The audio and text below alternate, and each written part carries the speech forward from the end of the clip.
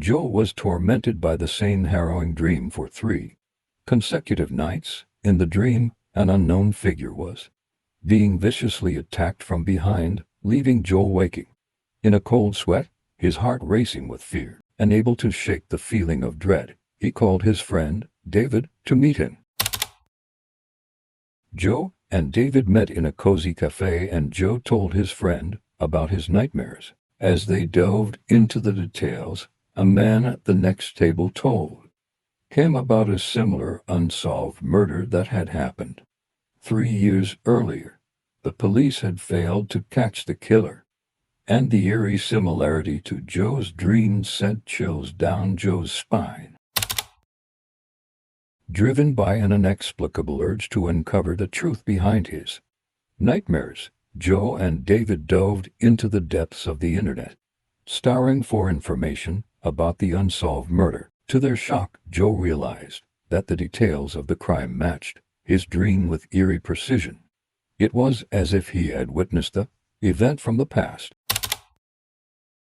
Despite David's protests, Joe felt compelled to visit the site of the murder. As they arrived at the abandoned house, Joe's unease grew in the midst of the bustling street. Ignoring David's warnings, Joe entered the empty house, convinced that he might find a clue to the mystery plaguing his dreams. Suddenly, a sense of impending doom washed over him as he realized that the murderer might return. Joe realized that someone had broken into the house. He started to hear creaking doors, footsteps. The voices were getting closer and closer.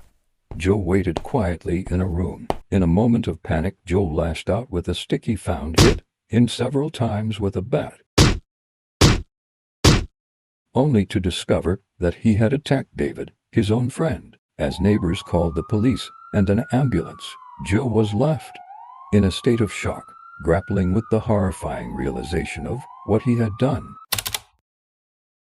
Subsequently, Joe found himself in prison, to his father explaining that his nightmares had not been visions of the past, but rather premonitions of the future. He will have time to think about